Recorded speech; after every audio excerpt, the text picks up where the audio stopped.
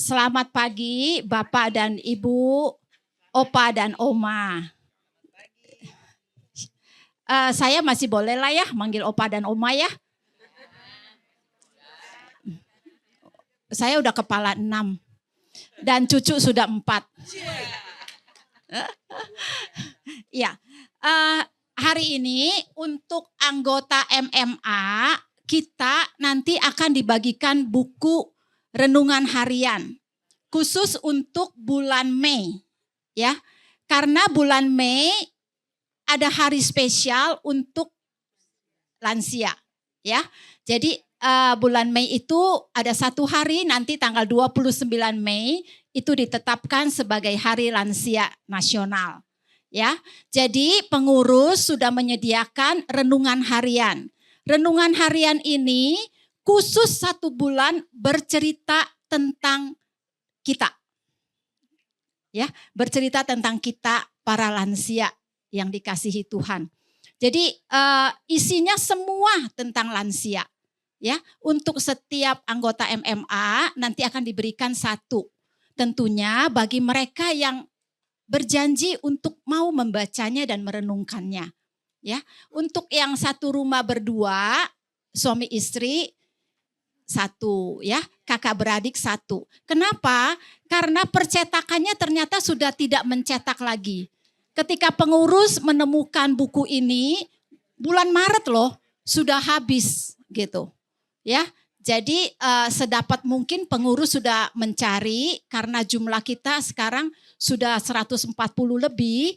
Jadi kita ada kekurangan beberapa buku. Jadi untuk yang satu rumah, suami istri atau kakak beradik, mohon pengertiannya 1 ya.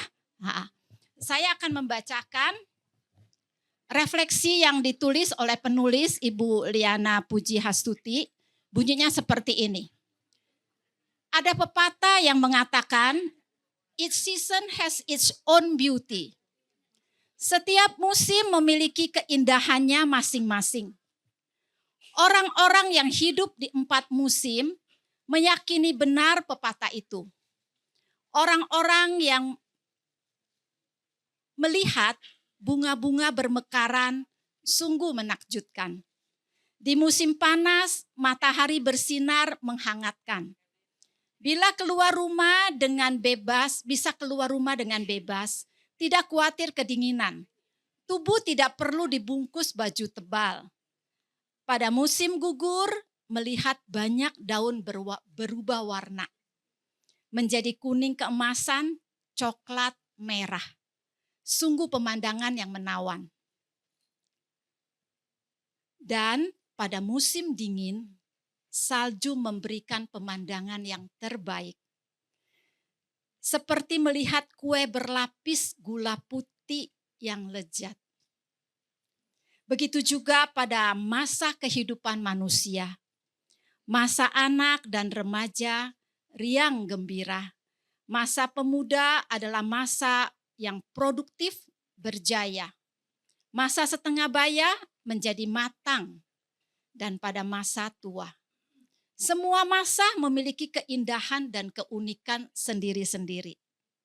Kita saat ini memasuki masa tua, ibarat musim dingin. Matahari hampir terbenam, tetapi belum.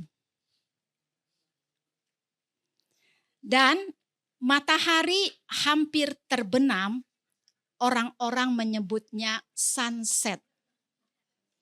Apalagi kalau kita melihat matahari terbenam di tepi pantai, merupakan pemandangan yang sungguh mempesona. Apakah kita sebagai lansia merupakan pemandangan yang mempesona bagi orang-orang sekitar kita? Ataukah sebaliknya, kita ini cuma terlihat remang-remang, suram, dan tak berdaya? Jawabannya berpulang pada diri kita sendiri. Renungan bulan ini memperingati Hari Lansia Nasional, mengajak lansia introspeksi dan mendorong lansia menjadi lansia yang menyala. Menikmati dan mensyukuri hidup yang Tuhan beri.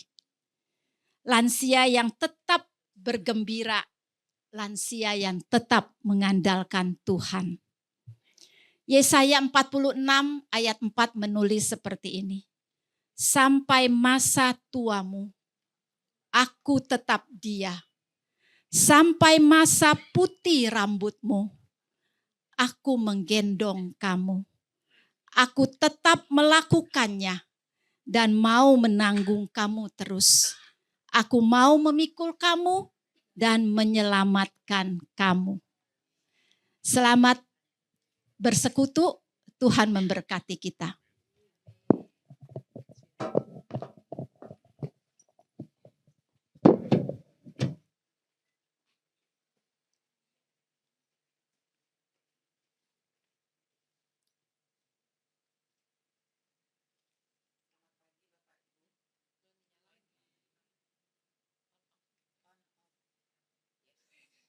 Maklum baru.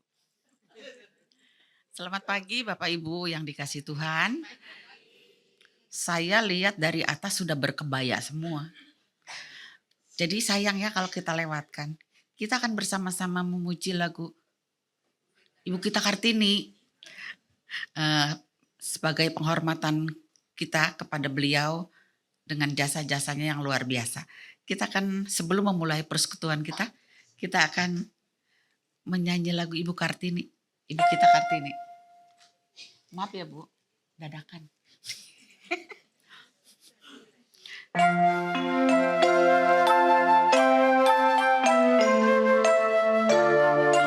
Bangkit berdiri ya.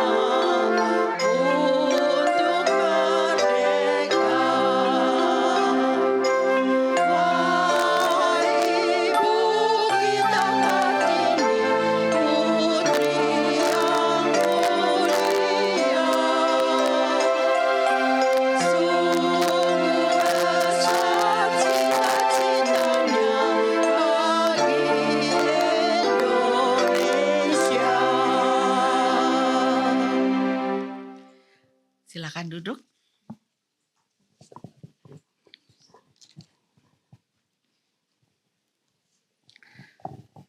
Shalom Bapak Ibu sekalian. Selamat datang di persekutuan kita pada pagi hari ini. Sungguh suatu anugerah kita bisa berkumpul bersama.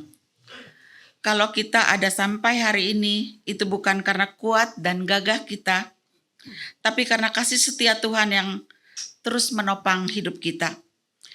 Kita akan kembali berdiri, kita akan menyanyikan lagu kebanggaan kita, Mars Usinda.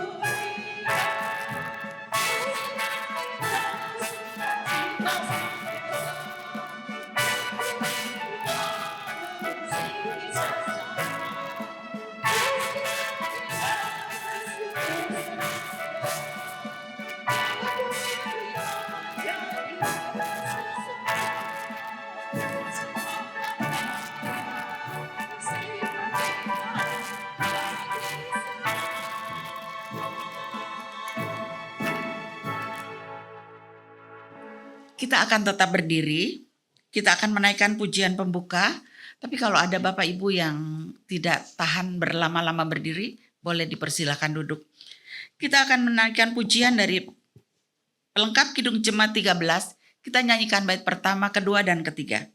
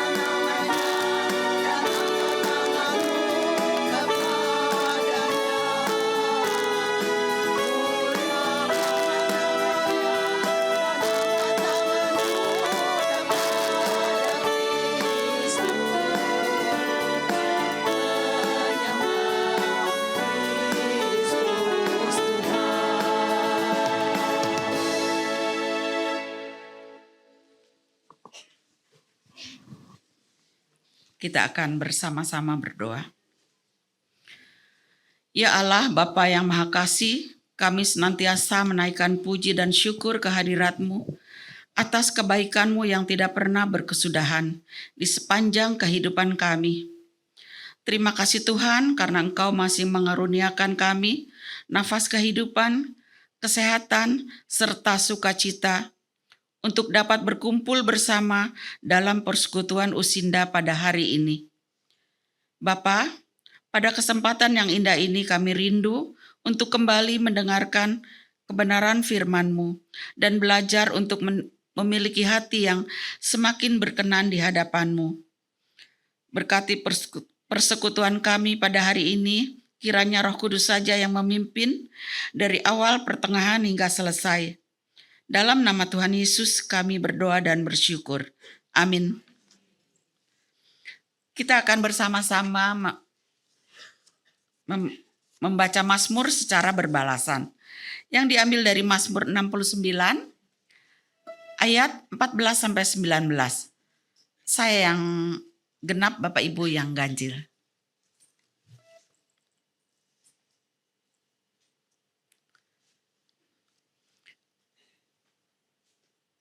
Tetapi aku akan berdoa kepadanya, ya Tuhan, pada waktu Engkau berkenan. Ya Allah, demi kasih setia-Mu yang besar, jawablah aku dengan pertolongan-Mu yang setia.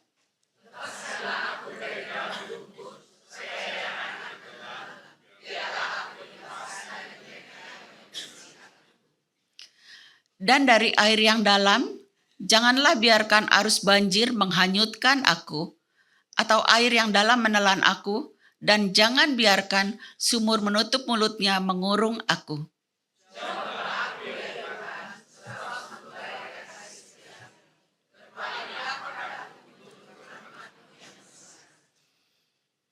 Janganlah sembunyikan wajahmu dari hamba-Mu, sebab aku tersesak, segeralah menjawab aku.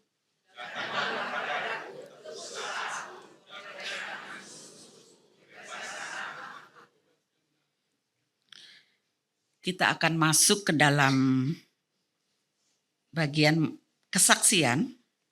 Saya akan ada kata mengantar sebentar tentang kesaksian. Kesaksian tuh bukan ajang pamer hebatnya kalau kita boleh melewati badai. Tapi tempat untuk menceritakan hebatnya Tuhan yang menolong kita. Sebelum kita masuk dalam kesaksian, kita akan angkat pujian dari PKJ 244 ayat 1 dan 2. Sejenak aku menoleh.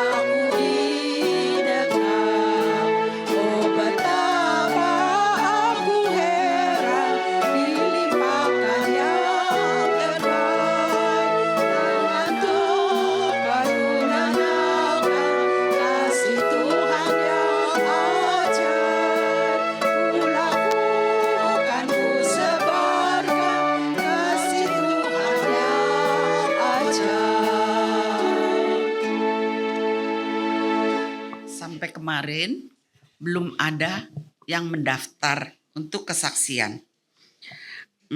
Kalau ada Bapak Ibu yang rindu membagikan kesaksian, saya mempersilahkan, tapi hanya 3-5 menit saja. Biarlah setelah mendengar kesaksian kita, orang akan ketika pulang akan berkata, Tuhan itu baik, bahkan teramat baik. Jadi kalau kesaksian bukan kitanya, tapi Tuhan yang luar biasa. Ada Bapak Ibu yang mau bersaksi? 3-5 menit saja.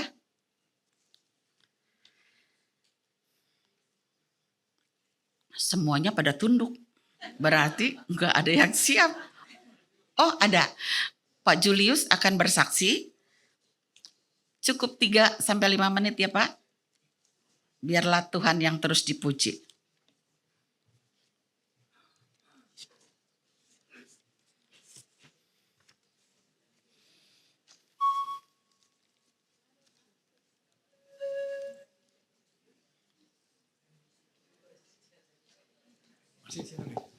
Terima kasih Bu. Selamat pagi Bapak-Bapak, Ibu-Ibu yang terkasih dalam Tuhan. Saya sangat senang sekali bisa hadir lagi di sini. Ini berkat doa-doa kalian semua, teman-teman saya yang ada di sini semuanya mendoakan saya sehingga saya bisa berdiri saat ini di sini. Saya mengucap syukur. Seperti diketahui tulang punggung saya ini retak di 4 titik retak, 3 urat terjepit. Jadi sebenarnya saya udah nggak bisa berdiri waktu saat itu juga, udah harus mesti tidur dan dia mesti pakai korset ya. Jadi waktu saya ke dokter, begitu diperiksa, saya sebenarnya waktu periksa itu sakit cuman prostat, tapi waktu itu sakitnya luar biasa. Jadi dokter bilang, udah yuk pakai itu dia. Saya kasih surat langsung sekarang juga di CT scan. Begitu di CT scan sampai udah nggak tahan, saya naik tempat tidurnya saya udah nggak tahan. Kenyataannya tulangnya udah begitu banyak yang retak. Jadi saya langsung ke dokter. Ke dokter bilang, wah ini mau harus dioperasi, nggak bisa Pak begini. Waduh, gimana nih ya? Coba deh saya di rumah sakit dulu beberapa hari. Tapi kenyataannya saya nggak sanggup. Saya mau nggak mau mesti operasi. Tapi saya berusaha untuk BPJS. Tapi BPJS terlalu lama, nggak sanggup. Saya udah keluar dari rumah sakit, karena tunggu BPJS terlalu lama, balik lagi ke rumah sakit di Eka. Jadi dioperasi di situ. Tanggal 20 Februari saya dioperasi. Setelah dioperasi saya pulang seminggu, rasanya kok tulang masih sakit sekali, sakit. Saya pikir, ini dokternya salah nih. Operasinya salah. Karena 2 titik yang dioperasi, harusnya kan ada 4 titik yang retak, 3 udah terjepit. Tapi yang dioperasi cuma 2. Dokternya bilang kenapa? Kalau 4 titik dioperasi, you nggak bisa berdiri, keberatan. Karena dioperasinya di semen. Waduh. Waktu malam setelah seminggu dioperasi, saya jadi bilang salah nih dokter nih operasi. Jadi saya siapin yang sebelum saya dioperasi, saya udah hubungin Bapak Dokter Roy, Dokter Hana, teman-teman dokter kita lah di sini. Jadi saya bisa ke rumah sakit, bisa ketemu dengan dokter di sana. Sebenarnya itu nggak bisa jalan pintas begitu. BPJS harus ngantri. Tapi saya dikasih kemudahan bisa sampai ke sana. Nah terus dari itu saya pikir saya udah mau hubungin lagi nih, saya ini gagal nih operasi. Tapi malam-malam itu juga kayak jam 12 ada ditelepon dari salah satu pendeta teman. Saya ngadu ke dia, saya kecewa bener nih saya sakit bener badan saya saat ini. Terus dia bilang begini, Pak Julius, you waktu sebelum dioperasi, you berdoa nggak? Ya berdoa dong. Teman-teman you kan pasti doain, termasuk pendeta-pendeta di sini teman-teman doain kan. Iya, jadi you nggak percaya didoain, Tuhan nggak bersertai you. Iya bener juga, kalau gitu kalau nggak sesuai keinginan kita langsung berontak. Wah Tuhan gagal nih, Tuhan nggak dengar doa saya. Jangan begitu katanya Pak Julius. Kalau you udah berdoa, you percaya Tuhan itu bekerja untuk you. Dan you akan sembuh. Bener sekarang saya bisa sembuh, bisa datang kemari meskipun masih sakit. Nah itulah, jangan kita salahin Tuhan. Kalau kita berdoa, kayak kita lepas peluru kendali, ya udah pelurunya pasti datang ke sana. Udah kita akan sembuh. Ya puji Tuhan, saya udah bisa datang kemari udah ketiga kali. Meskipun kadang-kadang sakit kayak tadi pagi, waduh bangun tidur sakit sekali pinggang saya. Tapi saya udah sembuh, saya percaya. Kalau kita teman-teman doakan kita akan sembuh. Meskipun dokter bilang waduh lu tulangnya 4 titik retak. 3 dan ulang terjepit. Gak ada yang mustahil bagi Tuhan. Tuhan menyembuhkan kita. Ya terima kasih untuk doa-doanya semua teman-temannya. Saya udah dapat hadir lagi di sini. Terima kasih Bu, terima kasih.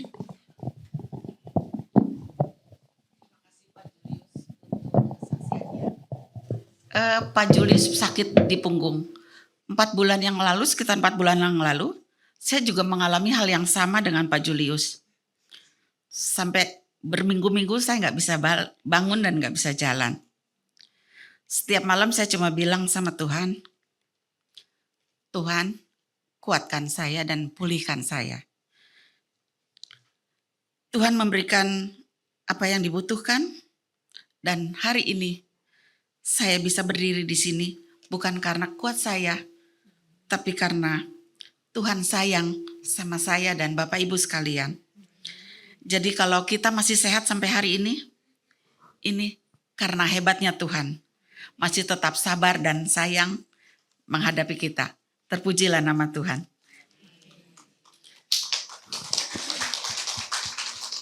Kita akan masuk ke dalam pemberitaan firman Tuhan.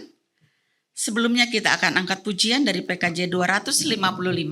Kita nyanyikan 2 kali.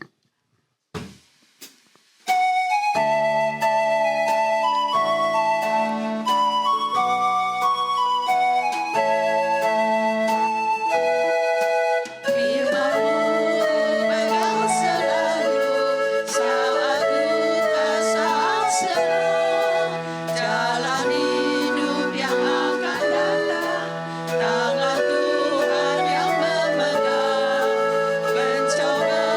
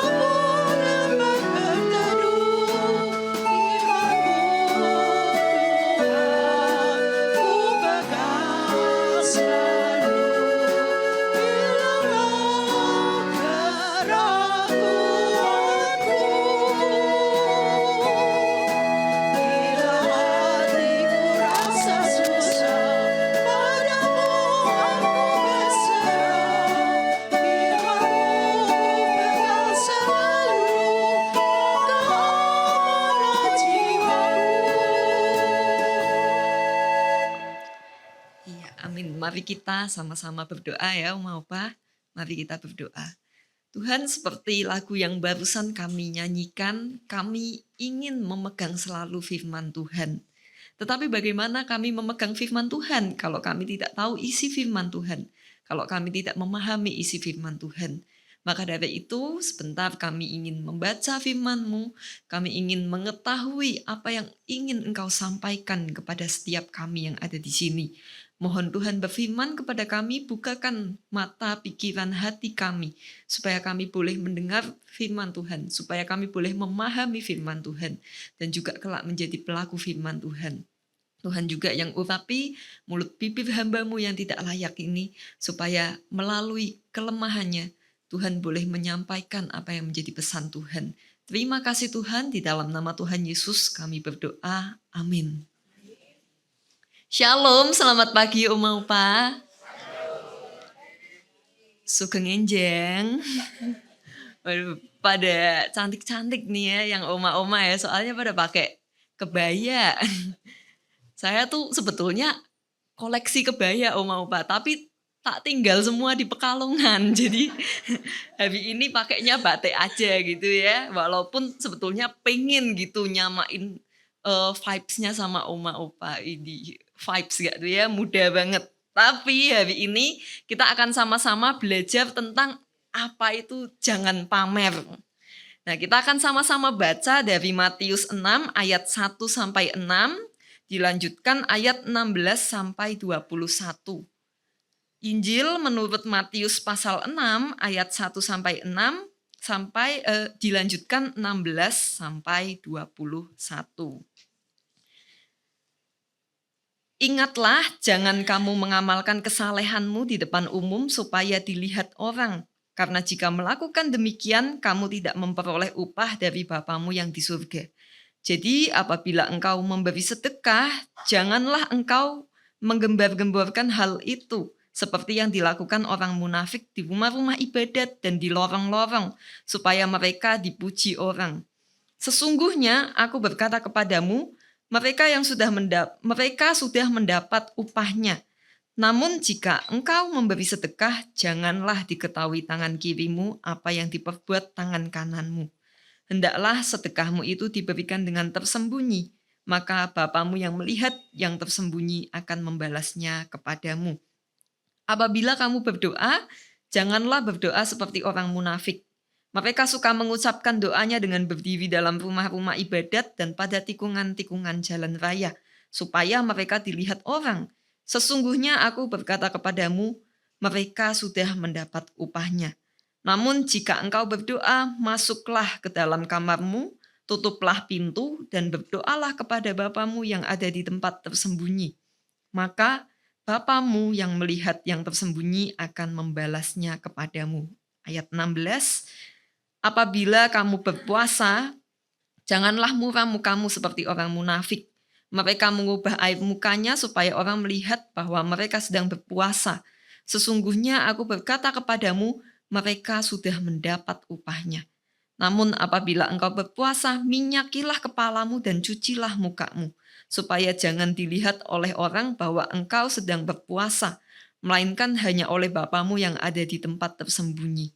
Bapamu yang melihat yang tersembunyi akan membalasnya kepadamu. Janganlah mengumpulkan harta bagi dirimu di bumi, di mana ngengat dan karat merusaknya dan pencuri membongkar serta mencurinya. Namun kumpulkanlah bagimu harta di surga yang tidak dirusak oleh ngengat dan karat, dan pencuri tidak membongkar serta mencurinya. Sebab di mana hartamu berada, di situ juga hatimu berada. Demikian jauh pembacaan firman Tuhan. Berbahagia setiap kita yang bukan hanya membaca, bukan hanya mendengar, tapi juga melakukannya dalam kehidupan kita. Nah oke, Oma Opa, tadi saya udah sebut gitu ya tema kita jangan pamer. Nah Oma Opa di sini mungkin tidak asing dengan istilah yang namanya boleh di next? Flexing. Nah flexing itu artinya apa Oma Opa? Pamer ya, itu bahasa Inggrisnya gitu ya. Pamer apa aja sih? Ya pamer macam-macam gitu ya. Mungkin kalau punya mobil keren, punya mobil sport gitu ya pamer mobilnya. Tapi kayaknya kalau kijang kapsul doang jarang ya orang dipamerin gitu ya. Atau mungkin pamer kemarin habis liburan. Wah, saya habis liburan dari China nih, saya habis liburan dari Hawaii nih, atau lain-lain gitu ya. Atau mungkin pamer makanan. Nah, sekarang kita suka lihat kan orang, atau jangan-jangan kita suka melakukan ya, sebelum makan difoto. Supaya apa? Bisa dipasang di status. Jadi orang tahu hari ini saya habis makan gado-gado, saya habis makan ketoprak. Nah, kita tuh jadi apa ya, banyak gitu hal-hal yang bisa dipamerkan. Bahkan kebaikan pun juga mungkin ada yang pamer. Hari ini saya habis memberi beberapa puluh apa kepada siapa gitu. Di foto, dipamerkan di media sosial supaya orang banyak yang melihat. Nah, banyak gitu ya di zaman sekarang ini flexing itu semakin mudah ditemui, apalagi kita hidup di era sosial media. Apa gampang diupload, sedikit-sedikit gampang diupload, sehingga semakin gampang kita untuk punya keinginan buat pamer. Nah, tapi yang namanya pamer itu bukan cuma masalahnya orang zaman sekarang. Kecenderungan untuk pamer pun sudah ada dari zaman dulu, dari zaman purbakala. Mungkin orang itu sudah punya kecenderungan hati untuk pamer, pengen dilihat, pengen dihargai, pengen diakui hebat. Dan bahkan kalau tadi kita baca di Matius ini, jelas sekali ya Tuhan Yesus lagi negur orang yang suka pamer. Karena apa? Karena pada zaman itu, di zamannya Tuhan Yesus pun ada loh orang yang suka pamer. Ada yang memberi supaya dia itu dilihat orang, wih, baik banget. Ada orang yang sukanya pamer lagi berdoa supaya apa? Supaya dibilang yang pegang kunci surga. Ada yang berpuasa supaya apa? Dikagumi karena dia orang saleh. Nah, ini kita mau lihat satu-satu gitu ya, mau apa?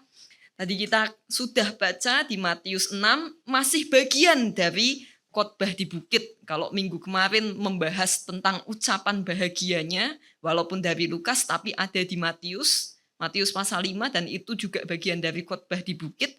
Hari ini juga bagian dari khotbah di bukit. Nah, Tuhan Yesus ini sewaktu mengkhotbahkan ini lagi ngomongin apa sih? Lagi ngomongin tentang bagaimana sih mestinya hidup benar di hadapan Allah. Nah, untuk konteks ya, Om Opa, pada masa itu kehidupan keagamaan orang Yahudi itu sangat teratur, sangat kuat, sangat detail. Ada praktek-praktek rohani yang menjadi ukuran kesalehan seseorang.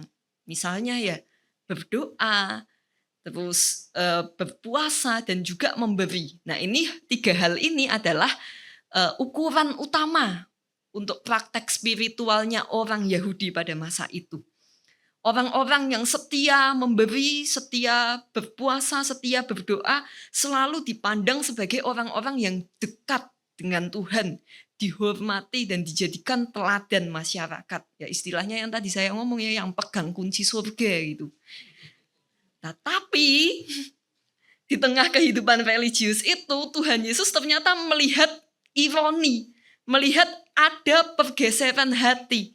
Muncul orang-orang yang ya, mereka memberi, mereka berpuasa, mereka berdoa, tetapi mereka melakukan semua itu bukan untuk Tuhan, melainkan untuk dilihat manusia. Nah, mereka inilah yang disebut Tuhan Yesus sebagai orang munafik. Bukan karena mereka tidak melakukan apa yang benar, tetapi karena hati mereka tidak lagi lurus di hadapan Allah. Nah, apa yang salah dengan mereka? Nah, coba kita lihat satu-satu. Boleh di next slide-nya?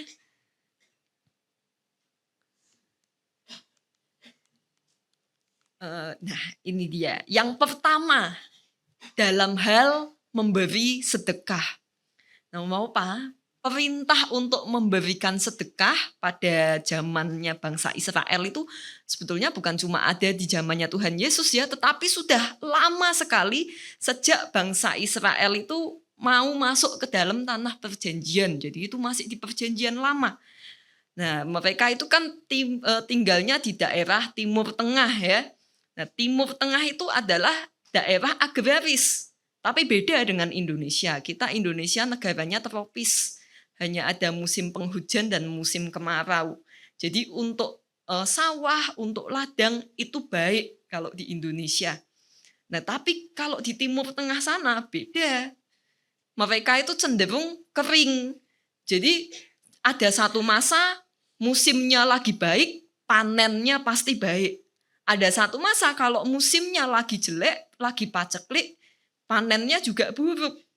Makanya kalau kita baca di kisah tentang Yusuf, kan itu mengalami ya, di Timur Tengah sana mengalami kelaparan bukan cuma satu musim, tetapi bertahun-tahun, bermusim-musim. Jadi bisa dikatakan apa? Kemiskinan di daerah Timur Tengah sana itu akan selalu ada dan tidak akan ada habisnya. Tuhan sendiri yang ngomong bahkan ya, bahwa kalau kamu sudah masuk ke negeri Kanaan pun akan selalu ada orang miskin di negeri itu. Itu sebabnya Tuhan memberikan perintah supaya orang-orang Israel, bangsa Israel itu selalu membuka tangan lebar-lebar untuk saudara-saudaranya yang susah. Jadi pada zaman itu, dari Perjanjian Lama bahkan sampai zamannya Tuhan Yesus, memberi kepada orang miskin itu bukan sekedar pilihan, bukan sekedar karena tergerak dari hati, tetapi tanggung jawab iman, kewajiban iman. Artinya orang yang sungguh-sungguh rohani pasti peduli sama orang miskin. Nah, ini kan sebetulnya perintah yang baik gitu ya Opa. Perintah yang baik karena sebagai anak Tuhan, ya kalau kita lihat orang kesusahan pasti ada gerakan untuk mau membantu, untuk mau menolong. Tetapi kemudian muncullah orang-orang yang pamer. Bahasa Itali bagian Pekalongannya tuh umuk. Ya, muncul orang-orang umuk alias pamer. Jadi setiap kali mau memberi sedekah, orang lain harus ngerti, orang lain harus lihat. Makanya Tuhan Yesus ngomong, jadi apabila engkau memberi sedekah, janganlah engkau mencanangkan itu. Nah, kalau Opa bisa baca dalam bahasa Inggrisnya, sebetulnya ini Tuhan Yesus nyindirnya lebih lucu. Kalau dalam bahasa Inggris itu sebetulnya begini. So, when you give to the needy, do not announce it with trumpets. Artinya kalau kamu ngasih kepada seseorang, jangan mulutmu itu kayak terompet. Jangan diumum-umumin kayak terompet. Nah, memang ini ada konteksnya gitu ya Opa. Penafsirannya sih macam-macam. Jadi ada yang bilang terompet yang dimaksud tuh adalah ini tuh ya, tempat untuk memberi gitu. Memang bentuknya pada waktu itu adalah terompet. Itu di bait Allah. Dan memang itu tempat disediakan wadah khusus untuk bersedekah, jadi nanti sudah kekumpul akan diberikan kepada orang-orang yang membutuhkan. Nah, pada waktu itu kan uang bentuknya apa, Opa?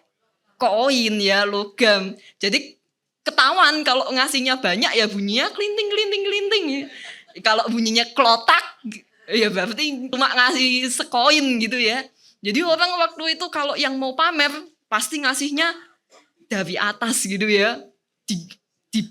Awur-awurin bahasanya biar bunyi klinting gitu. Nah, ada juga yang menerjemahkan orang yang mau ngasih itu kok disebut kayak terompet karena mulutnya kayak terompet. Jadi begitu mau ngasih, lihat nih saya mau ngasih, kalian harus lihat. Jadi mulutnya berisik kayak terompet ya. Nah, ini kesalahan pertama. Sombong, umuk ya istilahnya ya. Mereka melakukan hal yang benar tapi dengan alasan yang salah. Memberi bukan untuk Tuhan, memberi bukan untuk memang niatnya menolong orang, tetapi untuk pujian manusia.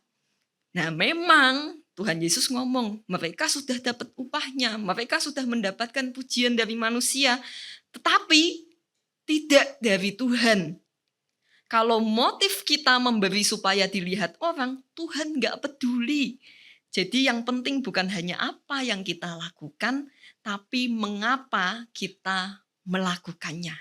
Itu yang pertama, dalam hal memberi. Nah, yang kedua, dalam hal berdoa. Nah, pada waktu itu ya orang Yahudi itu juga punya kebiasaan doa yang sangat teratur dan disiplin ya, termasuknya pagi, siang, malam berdoa. Nah, ada enggak yang masih pagi, siang, malam berdoa? Pagi, siang, malam kalau mau makan pagi, makan siang, makan malam pasti berdoa.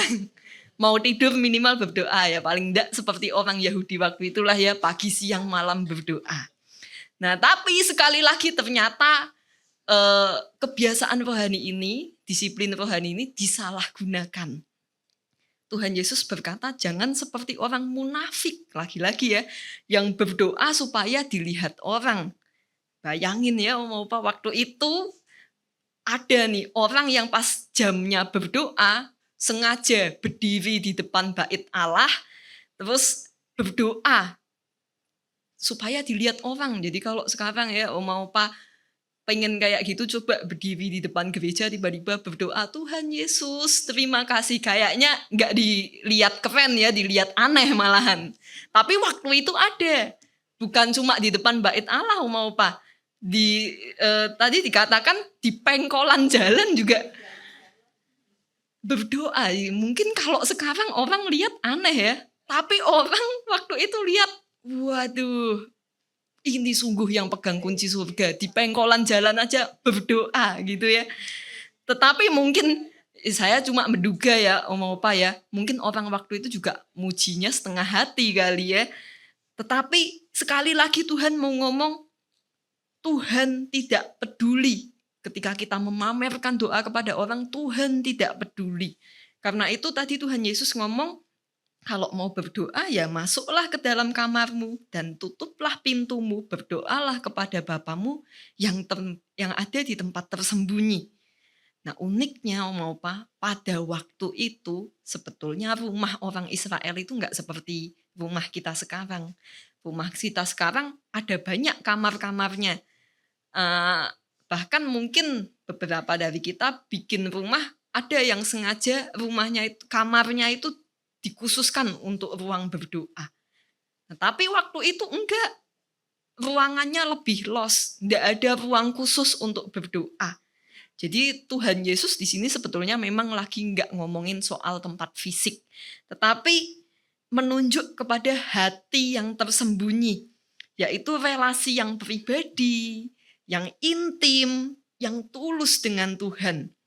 Nah, artinya kalau kita mau berdoa, bukan soal di mananya kita berdoa, tetapi bagaimana kita itu punya relasi yang pribadi sama Tuhan. Bukan soal siapa yang melihat kita lagi berdoa, atau bagaimana orang menilai doa kita. Tetapi apakah soal kita sungguh-sungguh dan tulus datang kepada Bapa. Nah itu yang kedua, soal berdoa. Dan yang ketiga, ini soal berpuasa. Nah, puasa itu juga salah satu praktik rohani yang penting di dalam tradisi Israel. Bahkan kalau kita baca di dalam Alkitab, puasa ini ada banyak sekali bentuknya. Ya, ada 3 jenis puasa yang setidaknya saya bisa temukan di dalam Alkitab. Yang pertama adalah puasa normal. Jadi puasa tidak makan apapun, tetapi masih boleh minum air. Biasanya untuk mempersiapkan suatu peristiwa penting. Contohnya apa? Contohnya ketika Tuhan Yesus puasa 40 hari di padang gurun sebagai persiapan pelayanannya. Lalu ada puasa parsial, yaitu pantang makan tertentu, misalnya pantang tidak makan daging atau pantang minum anggur seperti yang dilakukan oleh Daniel pada saat masa berkabung, dia masih menanti gitu ya janji Tuhan itu digenapi. Lalu yang ketiga ada puasa mutlak. Nah ini tidak makan, tidak minum sama sekali dalam periode yang relatif singkat. Contohnya kayak apa? Seperti yang dilakukan oleh Ratu Esther dan bangsa Israel pada masa krisis. Waktu itu mereka puasa bareng-bareng untuk menemukan kehendak Tuhan ya, memohon belas kasihan Tuhan. Nah, dari 3 contoh puasa ini kita bisa lihat bahwa sebetulnya puasa itu niatnya adalah mencari tuntunan dan mencari pertolongan Tuhan, memohon belas kasihan Tuhan. Nah, mestinya orang yang berpuasa itu belajar rendah hati, belajar bergantung pada Tuhan. Tapi lagi-lagi disalahgunakan sama orang-orang yang disebut Tuhan Yesus sebagai orang munafik. Pada waktu itu orang itu suka memamerkan puasa juga. Ada yang sengaja membuat wajah lesu ketika berpuasa, sengaja tidak merawat diri, tidak mandi supaya kelihatan lusuh gitu ya. Bahkan ada yang sengaja mengoles-ngolesi mukanya itu dengan abu supaya semua orang tahu saya lagi puasa. Tapi Tuhan Yesus bilang itu salah.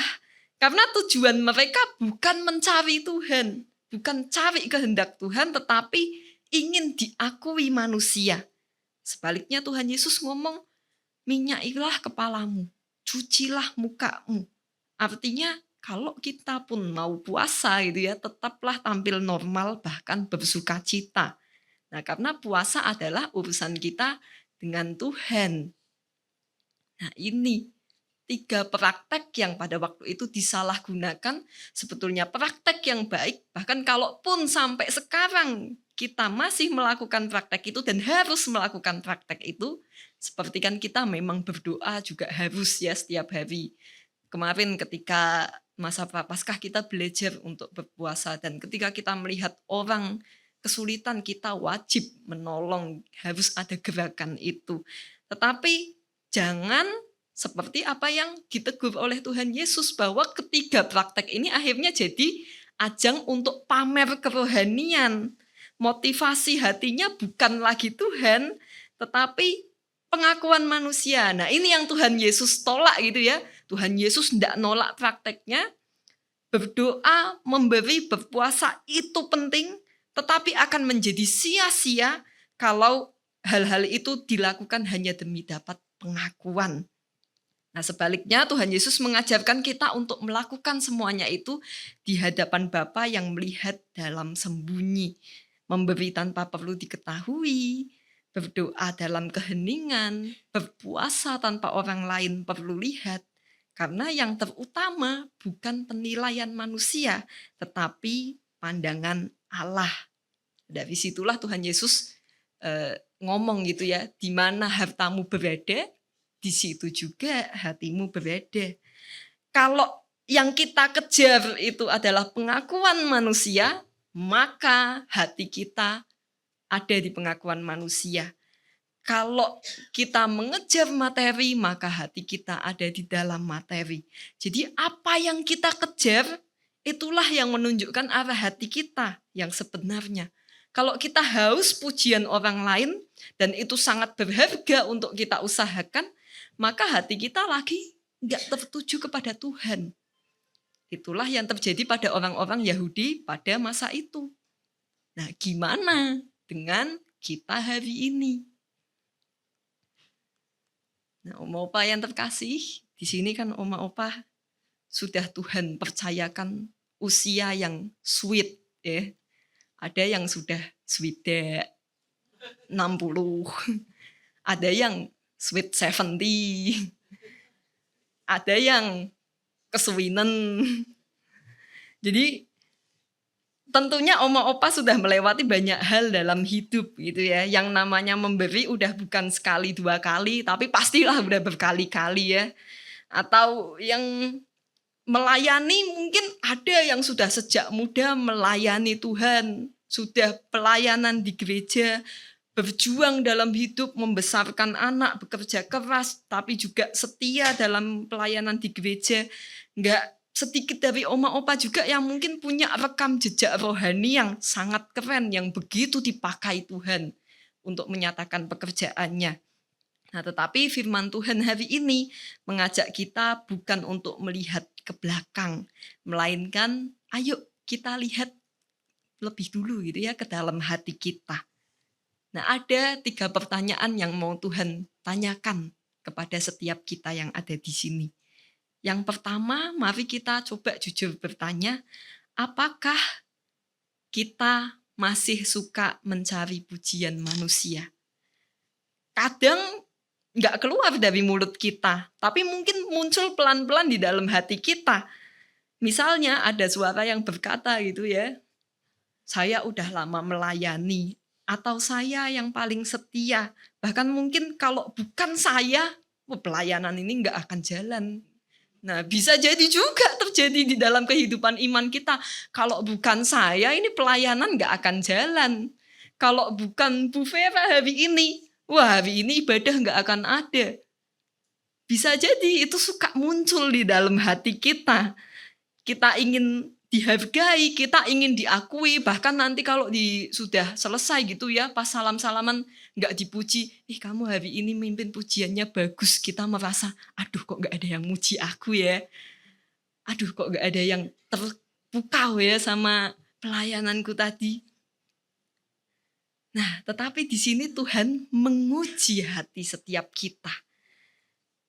Tuhan uji bukan ketika kita mendapatkan kritikan, tapi justru Tuhan uji ketika kita mendapatkan pujian. Kalau kita masih pingin mendapatkan pujian manusia, kalau kita masih kecewa ketika nggak ada yang memuji kita, di sini Tuhan mau menegur kita. Jangan-jangan kita melakukan banyak hal, kita melakukan banyak pelayanan, bukan lagi murni untuk Tuhan, tetapi diam-diam mengharapkan pengakuan dari manusia. Mari kita tanyakan ke diri sendiri, masih enggak sih saya mencari pujian? Yang kedua, coba kita bertanya, apakah saya masih suka membandingkan diri dengan orang lain? Pernah enggak sih kita lihat gitu ya, orang lain lalu dalam hati berkata, saya mah lebih baik dari dia, saya mah lebih rohani dari dia. Atau ketika orang berbicara, kayaknya saya lebih benar daripada apa yang dia omongin. Mungkin kita nggak secara eksplisit ngomong gitu ya, nggak secara eksplisit membandingkan diri dengan orang, tapi kadang-kadang itu munculnya dari mana? Dari sikap kita, cara kita memperlakukan orang lain itu bisa terasa. Padahal yang lagi dinilai Tuhan, di hadapan Tuhan itu yang dinilai bukan siapa yang lebih hebat, bukan siapa yang lebih keren, tetapi siapa yang lebih rendah hati. Nah, membandingkan diri membuat hati kita pelan-pelan meninggalkan kasih dan pada akhirnya apa? Jatuh dalam kesombongan rohani. Nah, yang ketiga, Tuhan Yesus juga mungkin hari ini mau bertanya kepada kita. Apakah kita semua itu ya, apakah kita semua memiliki kecenderungan pamer rohani? Nah, pamer itu bukan cuma soal harta gitu ya, Oma-opa, atau kekayaan atau pencapaian, tetapi hal-hal rohani pun bisa kita pamerin.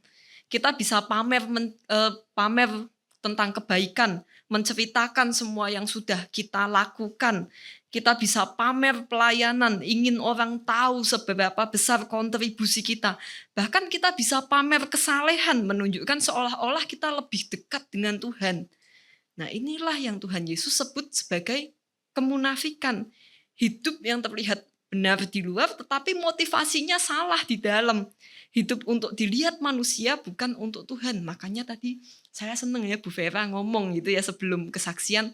Kesaksian itu adalah sarana untuk kita menceritakan kebaikan Tuhan. Harusnya Tuhan yang dimuliakan, bukan diri kita. Karena sering Oma-opa, orang kesaksian ya ngomongnya sepanjang kesaksian aku, Tuhannya nggak disebut. Atau Tuhannya cuma jadi taburan doang. Padahal yang namanya kesaksian ya kita menceritakan kebaikan Tuhan, bukan aku, dan aku. Nah, itu yang Tuhan inginkan gitu ya. Firman Tuhan hari ini seperti cermin Oma-opa. Bukan untuk menodong atau menyalahkan setelah dengar firman ini. Tuh kamu tadi lagi ditegur. Kan kita suka gitu ya kecenderungannya ya. Pas tuh buat kamu. Tuh dengerin. Jangan Oma-opa. Ngomongnya ke diri sendiri. Tuh dengerin. Kamu jangan seperti itu gitu ya. Firman hari ini adalah cermin. bukan untuk nodong atau nyalahin orang lain, tetapi untuk menolong kita melihat hati kita dengan jujur. Karena bisa aja semakin lama kita ikut Tuhan, semakin banyak yang kita lakukan, yang kita pelayanan gitu ya, justru semakin halus juga godaan untuk pamer rohani tanpa kita sadari.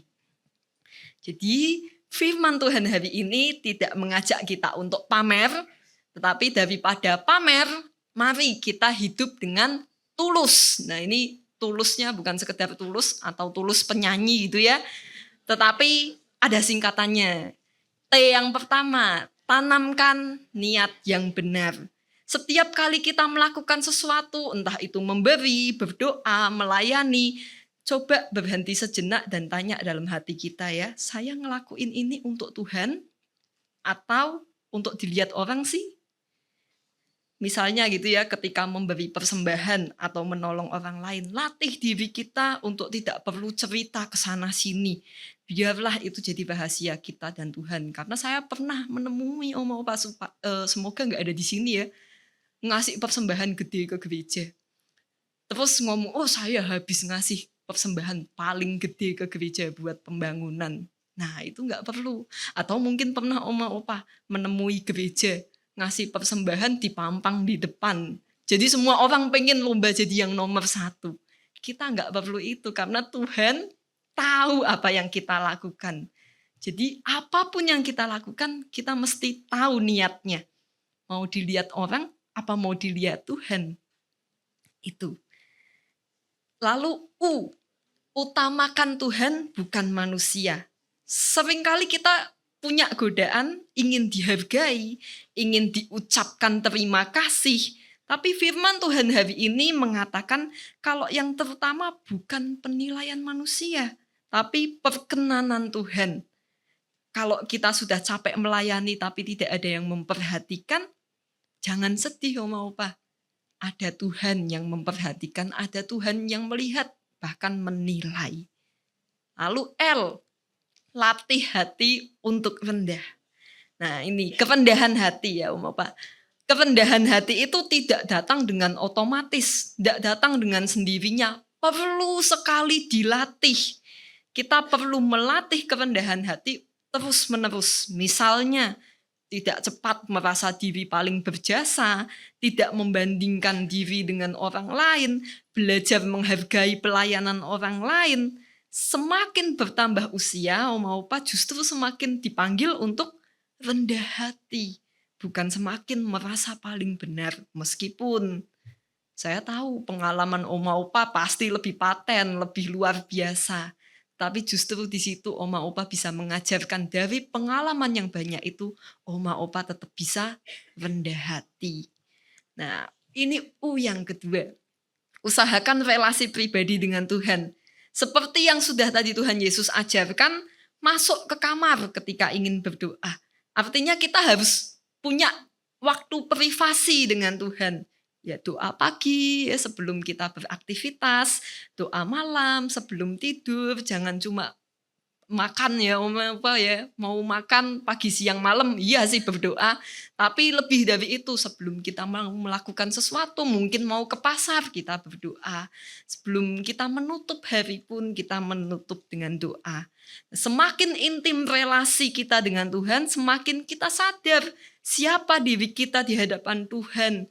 Karena saya pernah nih dikasih quotes ya sama dosen saya, dan ini quotesnya selalu nempel di kepala saya. Kenal Tuhan, kenal diri, tahu diri. Kalau kita kenal siapa Tuhan kita, kita tahu diri, kita nggak bisa apa-apa, kita bukan siapa-siapa. Sehingga kita tahu diri, ingin selalu punya hubungan sama Tuhan. Karena di luar Tuhan kita nggak bisa apa-apa. Dan di dalam doa yang sunyi itu juga Oma Opa, kita nggak bisa pamer. Karena apa? Ketika kita doa, siapa yang mau nonton ya? Ketika kita berrelasi pribadi dengan Tuhan, nggak ada yang mau nonton, hanya kita dan Tuhan. Nah di situ kita belajar bahwa kita ini terbatas, lemah, dan sepenuhnya bergantung sama Tuhan. Dan yang terakhir, simpan harta surgawi. Tadi ya Tuhan Yesus ngomong, di mana hartamu berada, di situ juga hatimu berada. Selagi kita punya waktu, selagi kita punya tenaga, selagi kita punya sesuatu, ayo kita pakai itu untuk hal yang kekal, untuk pekerjaan Tuhan. Memberi, mendoakan keluarga, memberkati orang lain, bahkan mungkin yang kita kenal dia bukan orang percaya, dan juga kita setia dalam iman, jadi teladan iman. Karena harta surgawi itulah yang akan kita bawa menghadap Tuhan. Bukan harta kita di dunia ini, bukan reputasi kita di dunia ini, tapi harta surgawi itulah. Nah, kiranya firman hari ini bisa menolong kita untuk melihat bahwa hidup kita ini banyak sih sebetulnya yang bisa dipamerkan. Bahkan kerohanian kita pun bisa dipamerkan. Tapi Tuhan mengajarkan jangan pamer. Tapi hiduplah dengan tulus seperti Tuhan kita Yesus Kristus. Tuhan kita besar.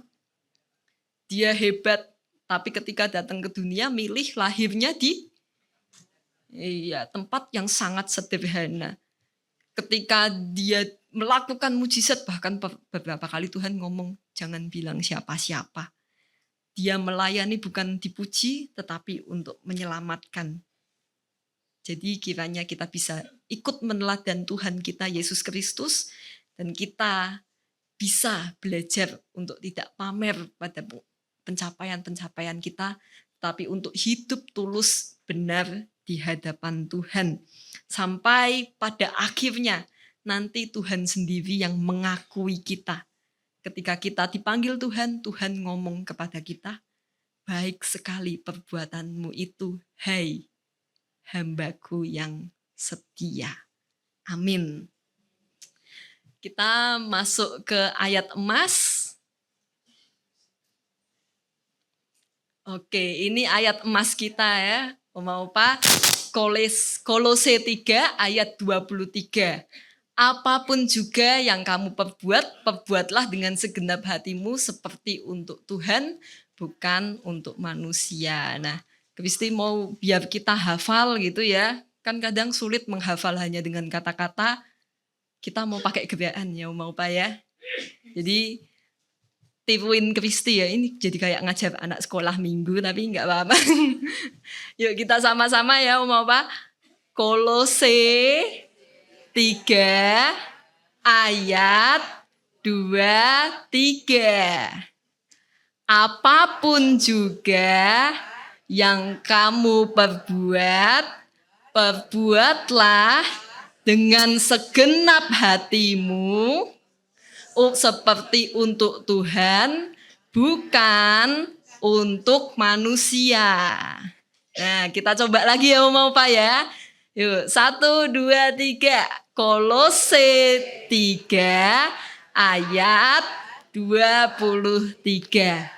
Apapun juga yang kamu perbuat, perbuatlah dengan segenap hatimu, seperti untuk Tuhan, bukan untuk manusia. Nah, nanti bisa dihafalkan bersamaan dengan gerakannya ya, Oma Opa. Ini waktunya Oma Opa boleh bersaat teduh untuk merenungkan apa yang Oma Opa dapat dari firman Tuhan hari ini.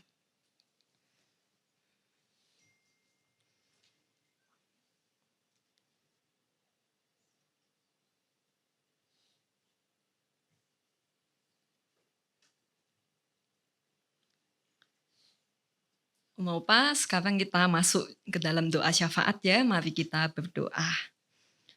Allah Bapa yang penuh kasih, sungguh kami bersyukur kalau firman-Mu hari ini boleh menyentuh hati kami, boleh menegur juga setiap kami yang ada di sini. Tuhan, kami belajar untuk tidak pamer terhadap apapun itu yang sudah Tuhan berikan kepada kami. Baik materi, nama baik, bahkan pencapaian-pencapaian rohani kami mau belajar untuk tidak pamer itu. Karena kami sadar, tanpa Tuhan kami bukan siapa-siapa. Tanpa Tuhan kami tidak mungkin punya semua itu. Karena semuanya, sekali lagi kami ingat bahwa semua yang kami miliki di dunia ini adalah kasih karunia Tuhan, adalah anugerah dari Tuhan. Maka dari itu hari ini kami mau belajar bahwa sebagai oma opa yang berhikmat, Tuhan ajar supaya tidak hidup di dalam kepameran, tidak hidup di dalam kemunafikan seperti yang Tuhan Yesus sebutkan untuk orang-orang yang suka pamer itu, tetapi hidup di dalam ketulusan seperti Tuhan Yesus sendiri. Hidup yang tulus, yang menjadi berkat, menjadi sarana kasih Tuhan di tengah banyak orang. Bahkan ketika orang melihat oma-oma ini, mereka boleh melihat ada wajah Tuhan di dalam mereka. Sehingga banyak orang semakin mengenal Tuhan, bahkan percaya kepada Tuhan. Dan pada siang hari ini kami juga mau membawa pokok-pokok doa syafaat kami. Tuhan, kami bersyukur untuk persekutuan hari ini yang boleh mengumpulkan oma opa di sini. Bersuka cita ketika melihat oma opa boleh semangat bersekutu di dalam mungkin tubuh yang tidak terlalu sehat lagi, tetapi oma opa masih punya semangat seperti seorang muda. Tuhan, tetapi kami juga mengingat mungkin ada oma opa yang sedang kondisinya lemah, tidak mampu untuk bepergian. Kami mengingat itu. Kami mengingat mungkin ada oma opa yang sedang dalam keadaan sakit. Kami mau berdoa untuk mereka. Kiranya Engkau yang menjamah setiap mereka, Engkau yang memberkati, menolong di dalam kelemahan tubuh, bahkan melalui kelemahan tubuh itu pun Tuhan tetap bekerja dan berkarya lewat mereka. Tuhan pakai obat-obatan, Tuhan pakai dokter, perawat, orang-orang di sekitar yang boleh menjadi sarana Tuhan untuk membawa sukacita di tengah kelemahan tubuh dan bahkan boleh menjadi sarana penyembuh. Dan Tuhan, kami juga mengingat Ibu Diana yang sedang dalam pemulihan pasca operasi katarak pada mata kirinya.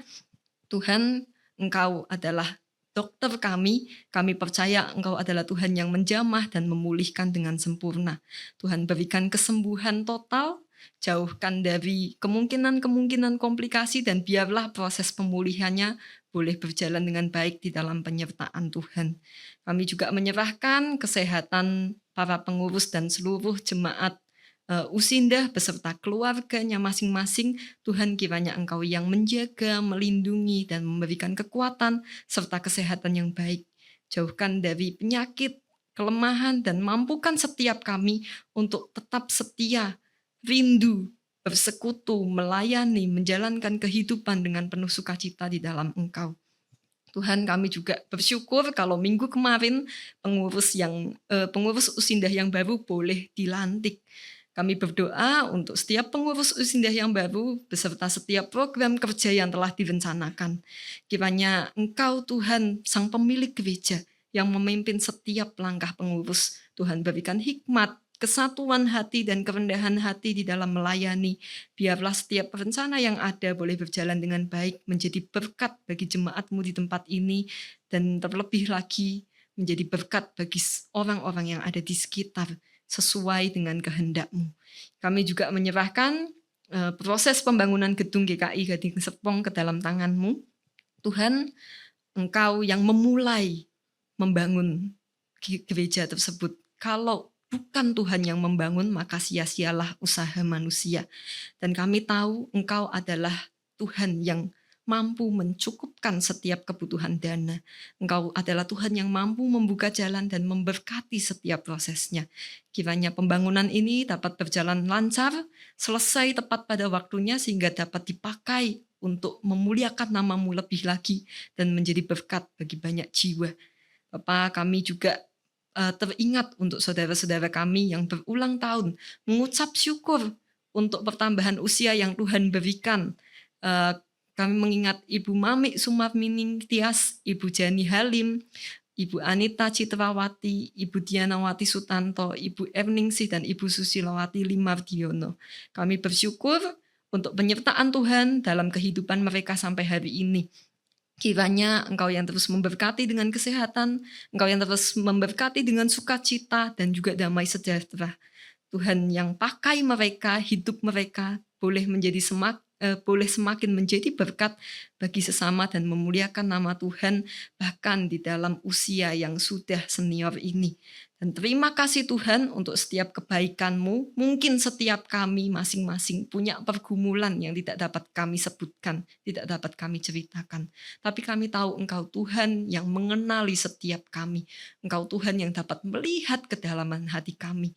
Ketika kami punya banyak pertanyaan dalam hidup, ketika kami ada pergumulan dalam hidup, Engkau Tuhan yang mau menjawab dan menolong pergumulan kami sesuai waktu dan kehendak-Mu yang jadi. Terima kasih Tuhan, di dalam nama Tuhan Yesus kami berdoa dan mengucap syukur. Amin.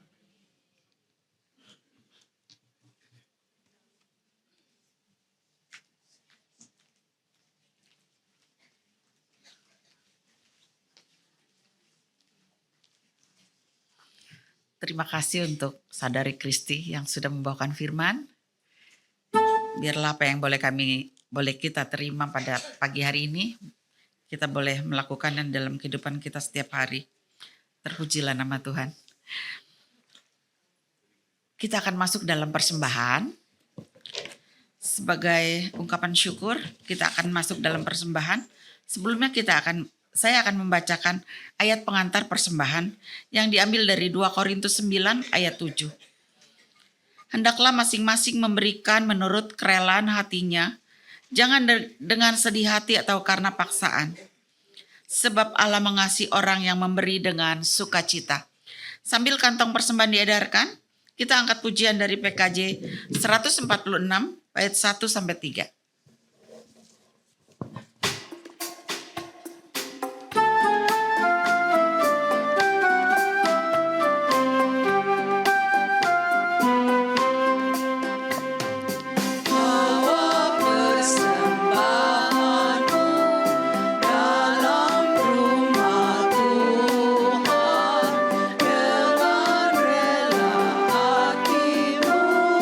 Janganlah jemu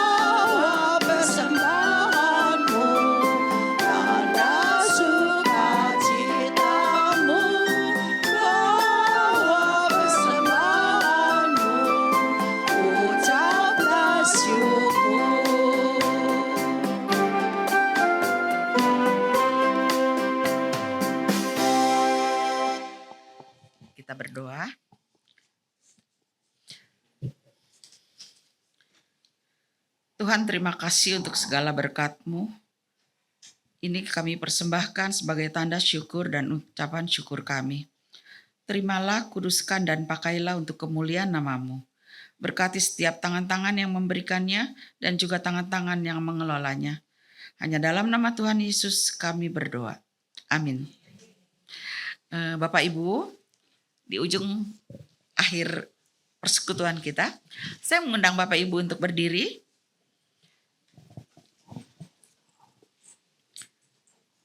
Puji Tuhan, persekutuan pada hari ini sudah berjalan.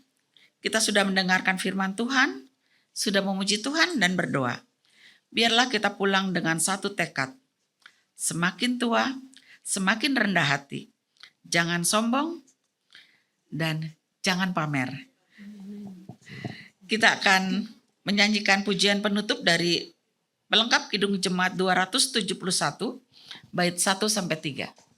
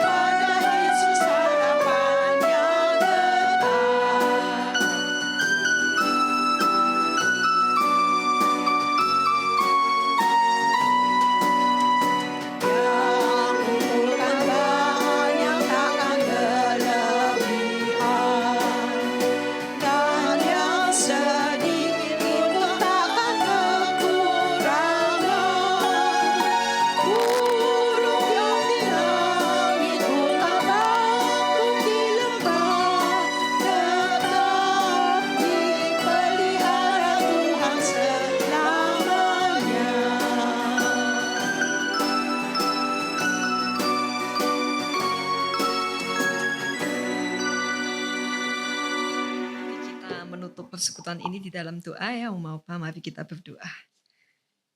Bapa yang sungguh amat baik di dalam kehidupan setiap kami, terima kasih untuk setiap waktu yang telah kami jalani bersama pada hari ini.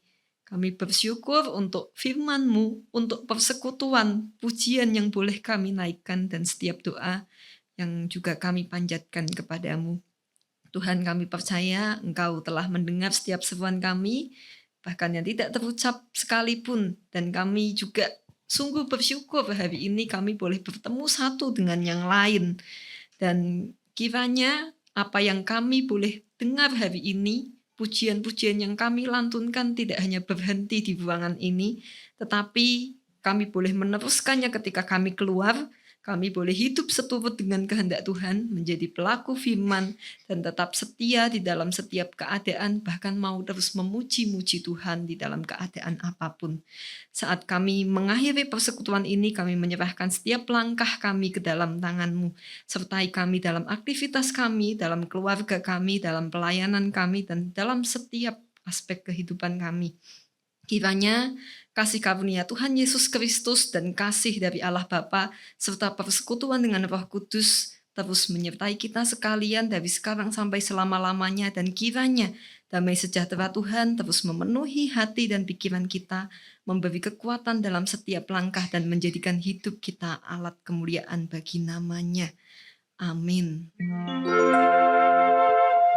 Bapa, terima kasih.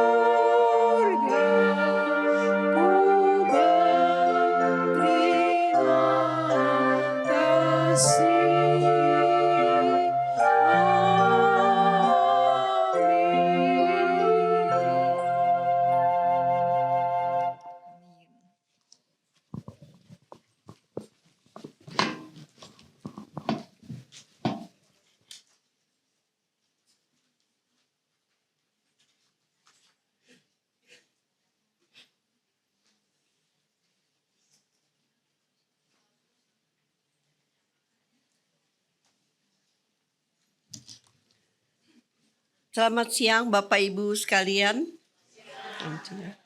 Mohon perhatiannya sebentar dan untuk bersabar sebentar ya. Kami akan membacakan Warta Jemaat Gusinda Rabu tanggal 22 April 2026. Atas nama pengurus Komisi Usinda, kami mengucapkan terima kasih kepada Saudari Kristi Rika Elvira Zulkarnain. Terima kasih. Kiranya Tuhan yang akan memberkati pelayanan Saudara Kristi dimanapun dia berada. Kami juga mengucap terima kasih kepada pimpinan liturgos Ibu Vera, untuk singer Ibu Yeni Sinta Halim dan Ibu Linawati, pemusik Ibu Amelia, penerima tamu Tio Melan dan Ibu Tio Mein. Tuhan memberkati multimedia Saudara Kelvin dan Saudara Elfrat. Kiranya Tuhan memberkati pelayanan Bapak Ibu sekalian. Tema persekutuan kita minggu depan tanggal 29 April 2026 dengan tema Patutkah Engkau Marah? Membawa firman Pendeta Devina E. Minerva. Liturgos Penatua Toba Sitorus. Singer Ibu Nancy Ko dan Ibu Heliana Ocha. Pemusik Ibu Anita Purwanti. Penerima tamu Ibu Lanawati dan Bapak Edi. Pembaca warta oleh Ibu Yana Idris. Apakah ada tamu yang baru hadir pertama kali di persekutuan kita pada siang hari ini?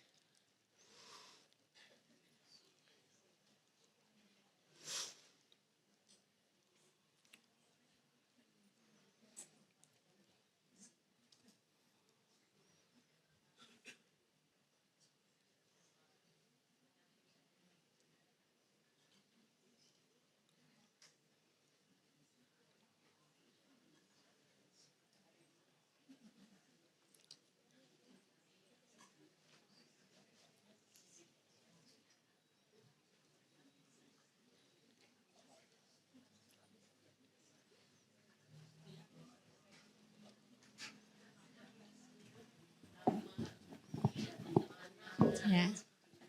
Shalom Bapak Ibu sekalian, di Tuhan. Saya baru pertama kali hadir di ibadah usia indah di tempat ini. Saya memperkenalkan diri, nama saya Ina Susana. Umur saya 55 tahun, saya tinggal di Cendana Park. Anak saya 3, punya cucu 1. Suami sudah dipanggil pulang sama Bapak di surga. Demikian kesaksian saya. Shalom, nama saya Mimi Haryati, usia saya 71 tahun, tinggal di Pattaya, Lipo Karawaci, sama juga saya juga suaminya dipanggil Tuhan. Makasih, Tuhan berkati. Nama saya Amin Mudi Prawiro, umur saya 83. Saya tinggal di Karawaci Residen, Blok B, ikut anak saya. Terima kasih.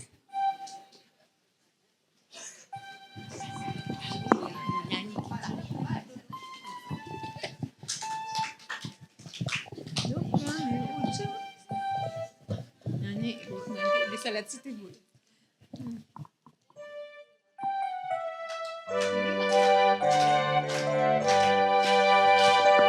Ucapkan selamat datang kepada teman-teman yang baru. Kita bersyukur kepada Tuhan, kita bersatu dalam nama-Nya. Kami ucapkan selamat datang kepada teman-teman yang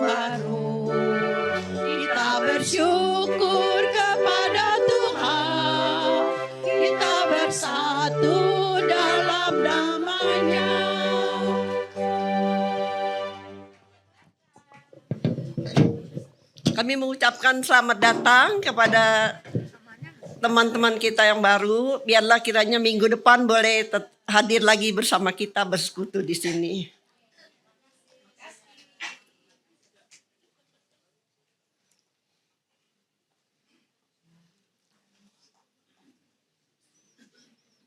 Pengumuman dari komisi, setelah persekutuan Usinda ada MMA dan latihan paduan suara.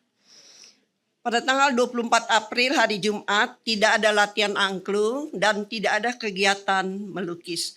Terima kasih Bapak Ibu untuk perhatiannya.